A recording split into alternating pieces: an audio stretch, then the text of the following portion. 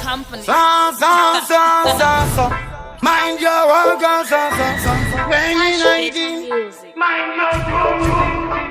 Rubenga zangu asiku mango mandine mo appetite Janonoka ndege na misa flight Madimoni aninga ndipa mafaiti Manje ndege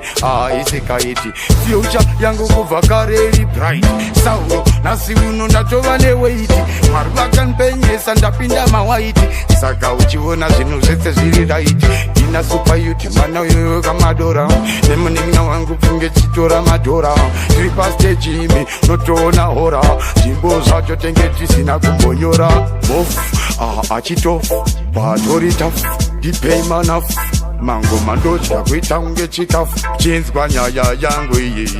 Anoni tanga cheche kore rino Umwendo msia aine chibono nino Ndichiva waura sarona udino Ndongoruma, nyange ndisina mazino Anoni bata cheche kore rino Umwendo msia aine chibono nino Ndichiva waura sarona udino Ndongoruma, nyange ndisina mazino Ukaenda pakasa ukaona wangu saizi kali Nokuza zvakudara zvekudira ngoma mubali Pai tiri kuguli Mazvano mwari vati blessa tiri holy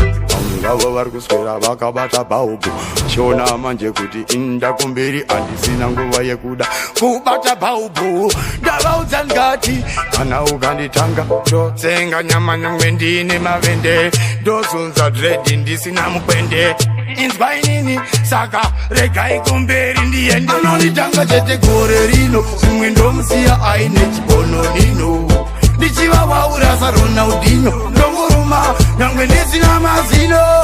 Anonibata chete gore rino Umwe ndomusiya aine chibono nino Ndichiva waura sarona udino Ndongoruma nyangwe ndisina mazino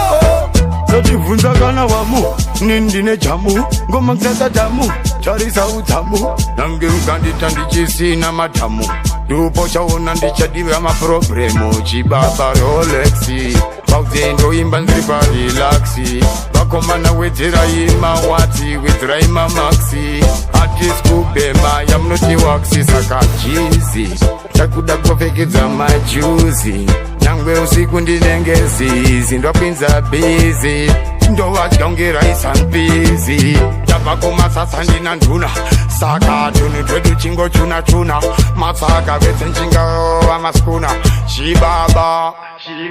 Anonitanga chete gore rino Umwe ndomusiya aine chibono nino Ndichiva waura sarona udino Ndongoruma nyangwe ndisina mazino